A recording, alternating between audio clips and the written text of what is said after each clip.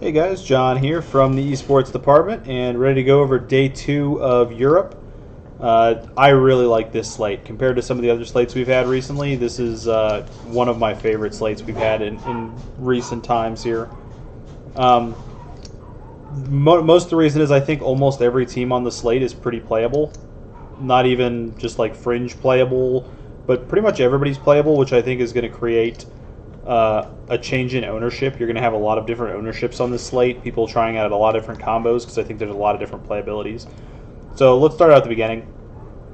SK Gaming, they're 3-1 on the season, minus 180 favorites against XL plus 130, who are 0-4 on the season. So SK, I have to admit, I didn't see SK coming out looking as good as they've looked this season. Genax, just absolutely, I'm sure anybody that watched yesterday just watched him blow away the competition on Volibear. And beating Misfits is a good win for SK. XL, I think, is a very live dog here. I think we haven't really gotten a chance to see what XL is capable of this season. They started out with one of the toughest schedules. They played pretty much all the hardest teams back to back to back to back to begin with. And now they're going to get a much easier matchup in XL or in SK. On the flip side, SK is playing against XL, who tends to be a team that gives up a lot of deaths when they die, at least historically. And so this matchup just seems great on both sides. XL, a really live dog at 0-4 that people might not want to be looking at. And then SK, another favorable matchup for them playing against a team that gives up a fair bit of death in losses. So this is a great matchup to target, I think, and you could go on either side. That's what I love about it. And of course, we'll look at the projections to see what the actual numbers look like in a minute here. But next up, we have Misfits at minus 245. They are 1-3 on the season. Against Schalke, they are 0-4 on the season and plus 175 in this matchup. Another matchup where I really feel like you could take either side. Misfits hasn't impressed with the new lineup the way that we thought they might. I thought they were a pretty good cash play today, and they ended up losing to SK. They didn't look great in the loss either. It wasn't really like they battled. It felt like they kind of got run over and were not really in the game. Schalke, on the other hand, while they have definitely looked like the worst team in the league, they're not a team that's not going to win a game this season. They have some talent on their roster. They're going to come out and get some wins at some point. They just switched their bot lane around, which I think is probably an improvement given what we saw from the other bot lane.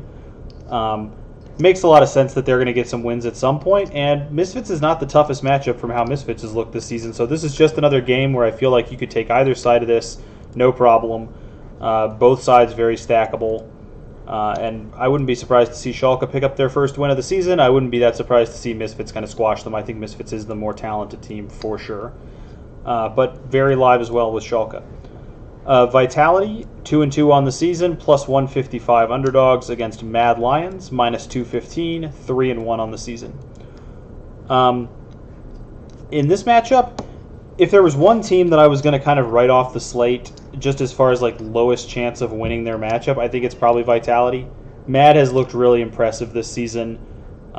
They've been doing a lot of great things, not only on the Rift, but in Draft as well, which I think is really important. Vitality has looked better than they looked last season, but I'm still not convinced that they really have a ton of shot here against Mad Lions. That being said, Mad Lions is also a team that can give up a lot of points when they lose. Vitality, with the way their ownership should be, this might be a decent spot to pick up Vitality too. I mean, Mad Lions can be a bit of a variant team. So I think Vitality is probably my least favorite team on the slate as far as like chances to win their matchup, but I think even they are playable, especially the bigger the GPPs go. You got playability there too. Rogue plus 180, undefeated on the season, playing against G2 minus 260, 2-2 on the season. So this is a hell of a matchup right here. For anybody, I assume most of you guys were at least watching last split. G2 has been the most dominant team in European history for, what, 4 splits now, something like that? For quite a while. Maybe it's only been 2 splits. But G2 has been extremely dominant, and we all kind of expected the same thing to happen this split. They haven't looked that good in the first couple weeks. Even their win yesterday, admittedly, it was hard for them to look good against Schalke. Schalke was basically running away from them the entire time and disengaging from every possible situation. So it was a little bit hard for G2 to kind of like blow up and look great. That being said, G2 is going to put up some numbers this season. I mean, I'd be really surprised if they all of a sudden just turned into like a macro team that gets 12 kills per game. they're going to have some blow-up performances, and I think they're going to start pretty soon here. And who better to start blowing up people with than the undefeated Rogue lineup, who has looked great this season. So here you got another matchup where it feels like both teams are playable. G2 might be a little bit under-owned, being a big favorite against a team that's 4-0 this year. That's a little bit weird that would be the case, but that's how it's always done with G2. They're always super expensive no matter who they're playing or what their record is.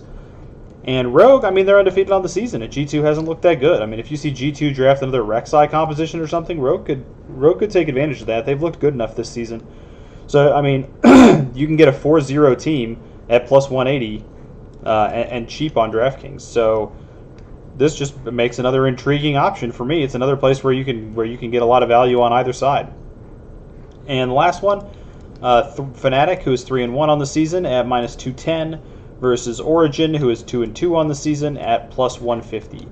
Origin has definitely seen a pretty stark fall off as well from where we expected them to be this season. They're probably my second least likely team to win on the slate, despite what the odds say. I think Rogue is more likely to win than they are. I think Shulk is more likely to win. So I think OG is probably the second least likely team to win. But, once again, once again, they're playing against a team that gives up a ton of points when they lose in Fnatic. And so I definitely think Origin has some reasonable chance to win, 30%, something around that range. If they're going to win 30% of the time and they're playing against Fnatic, who tends to give up a lot of points when they lose, Fnatic also doing stuff like playing Soraka. Jesus. Also doing things like playing Soraka on Reckless, or Reckless on Soraka in the bot lane. I mean, I'm sure Origin can find some answers for some of this stuff at least 30% of the time. So you have like 5 super legitimate options here, as far as I'm concerned, for teams that you can play. Like five super legitimate matchups where pretty much all 10 teams have some playability. That's pretty rare for me on these big slates, that you would find a slate where all 10 teams seem to some degree playable. Like I said, I think my least favorite are probably Vitality and Origin, but those are still very playable teams. So this is all about looking at trying to look at some ownership stuff, and I think ownership will be pretty spread on this slate. It's going to be very hard for me to try to predict here in a minute. And just getting the combos that you like. I think on a slate like this, I would double down on specific combinations. Identify combinations that you like. You know, like let's say you think SK is definitely going to beat XL, and you think Rogue is just better than G2 right now. I would just play tons of different combinations of SK and Rogue. Because the ownership's going to be spread out enough that you want to make sure you have your bases covered so that when your combos hit, you can just rocket up the standings. I don't think one team's going to be so over-owned where you're going to have to be super worried about ownership percentages and stuff. I really think this slate is going to be very, very mixed in ownership. Let me try to take a guess at ownership. It feels like we might get... How expensive is G2? They're still over 8,000. They just can't be that highly owned at over 8,000 against a 4-0 team. I just can't see them being super highly owned. It just seems really unlikely. I'm going to guess Mad Lions is the highest owned team on the slate.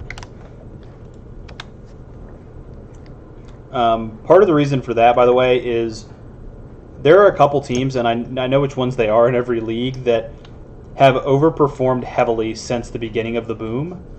And because of that, they have a lot of fans in new league players, new League of Legends DFS players, guys that have played them consistently over and over again and had a lot of success with them. Cloud9 and NA, everybody had a lot of success with them last season, but specifically anybody who was watching before last season saw a lot of very mediocre stuff from Cloud9, whereas anybody that started last season just saw them just crush everybody all the time. So they're a team that, as good as they are, is probably overrated by newer league fans.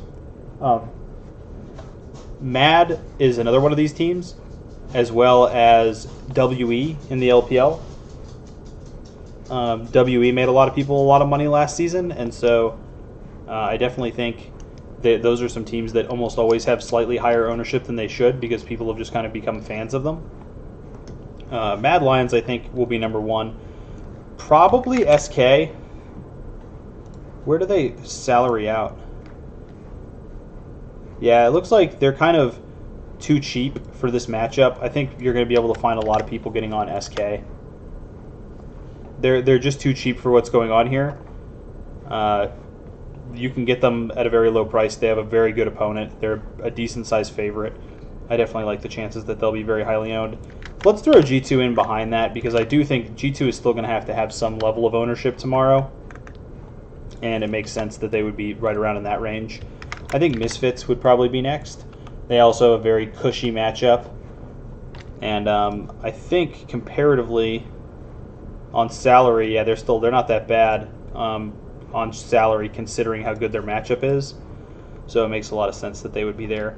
Fnatic and OG is a matchup that feels a little close. There's probably, I think you could even maybe get an underdog that's a bigger favorite or a bigger ownership percentage than OG. We might see Rogue up right in this range somewhere. It's a weird prediction, but I just think there's so many places to go other than Fnatic tomorrow that I'm just not sure Fnatic is going to be popular for people, and I think people are going to like Rogue against G2. For the bottom four, let's see. Probably OG would be next.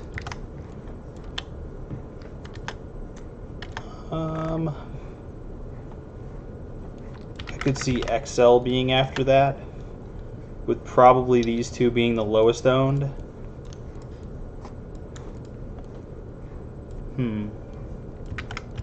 The bottom two, I might have the bottom two screwed up. I'm not sure that people are going to want to pick against Mad Lions regardless. It might be Schalke first. In fact, that's what I'm going to officially guess. I'll do Vitality as the lowest owned team. So I think it's going to look something like this. I think Mad Lions is going to be very highly owned tomorrow. SK and G2, some Misfits.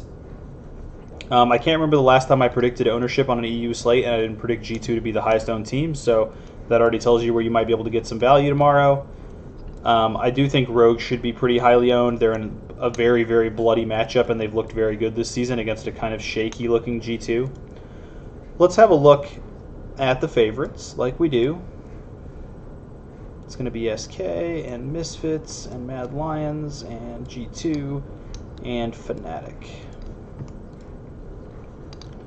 Position by position, we'll check the projections out. Fnatic actually projecting very highly against OG, which is a little bit surprising to me. At least Whippo, we'll see the other positions. And then it's G2, SK, Misfits and Mad at the bottom. I'm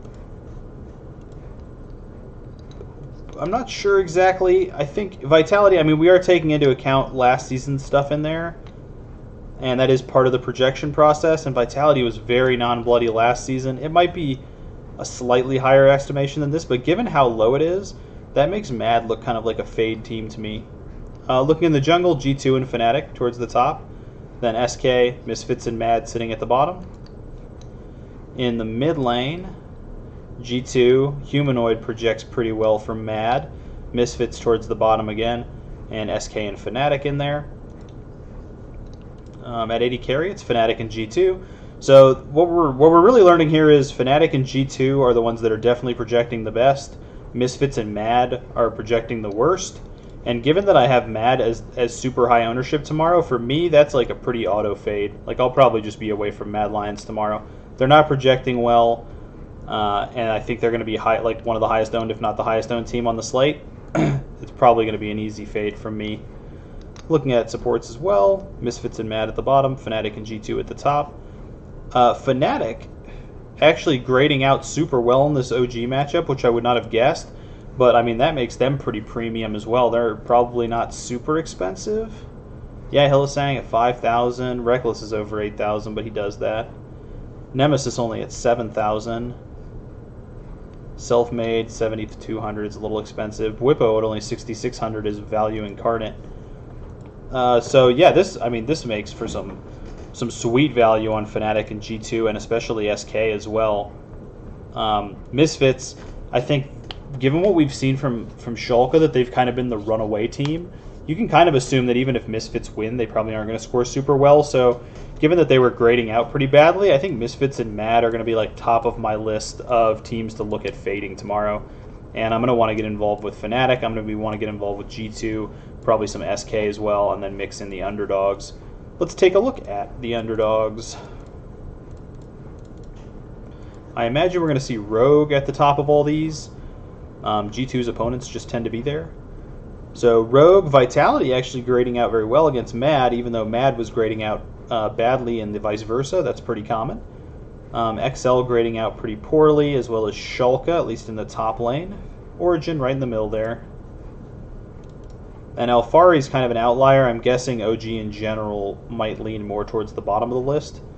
When we go to junglers, it's Vitality and Rogue. And then XL and Shulka towards the bottom. We're kind of seeing the same trend we were seeing elsewhere. Nuke Duck always at the bottom. We talked about this in all the videos, but Nuke Duck will basically always be at the bottom. He's just very low scoring. Shulka jumps up to the top for that one, Abadage. And then Rogue, the mid lane is kind of almost reversed other than Rogue. At 80 carry, it's Vitality and Rogue again. And OG in the middle, so that's kind of the general trend. Vitality and Rogue towards the top, OG in the middle or one space either way, Shulka towards the bottom. So given that, Shulka is pretty low ownership here, according to my estimations anyway, so they're probably still playable. Vitality kind of looking like they're actually going to score very well if they win. You know, it's not impossible for a draft to go one way and just have Vitality end up with a way better comp or whatever. So I do like Vitality. I like Rogue. Origin looks like they're projecting better than like Shulka or XL. So maybe I should change my mind a little bit on Origin if they're going to be kind of low owned, and XL as well. Shulka kind of feels like the team in here that it's telling me to fade. And I do think that they can beat Misfits, but that might just be that we go for a full game fade on Misfits and Shulka, if that's going to be the case, and then I might try fading on Mad as well. Let me switch these over real quick, and then I'll go to cash builds. Do feel free to use these. I don't use them, but there's a lot of algorithm going into them, so it's valuable to use them if you'd like to. It's just not something that I just generally think it's too random and too low variance to bother with letting it decide which one of my lineups will be best. Because very often your cash lineup will be based on like getting an extra 2 or 3 points from the team might change which players you end up getting, and I think the team slot is kind of much more random than the other scoring and not high variance enough to worry about it. So for favorites, we're looking at Misfits, we're looking at G2, looking at Mad, looking at Fnatic. Where can we get a good mixture in here? So let's start with like G2 and Fnatic. You can get a G2 Fnatic with Hylissang captain, 230 projection. So I'm going to write that down for a minute because we have a few different options here. A 230 projection from them.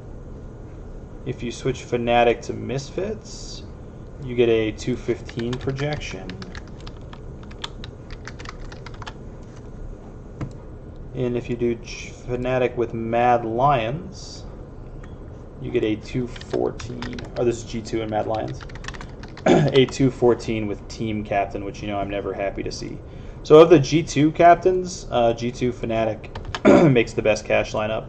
What if we went with Fnatic and Mad Lions? You get a 224. And if we went with Fnatic and Misfits,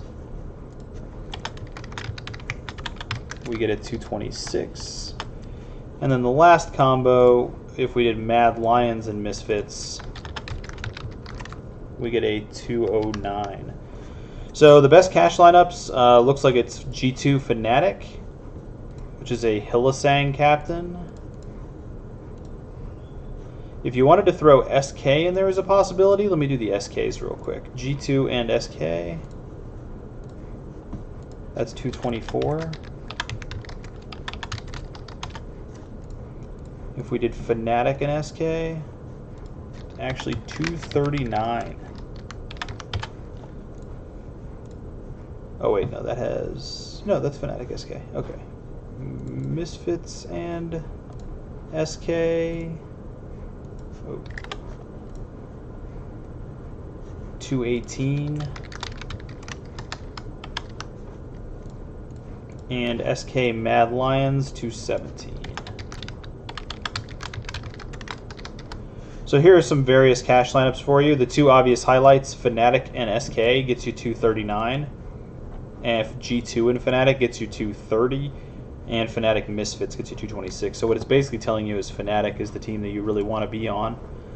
The real question you have to ask yourself when deciding, I think it's between that G2 Fnatic lineup or the Fnatic SK lineup, and it just comes down to how much these extra 80 points of Vegas line are worth to you.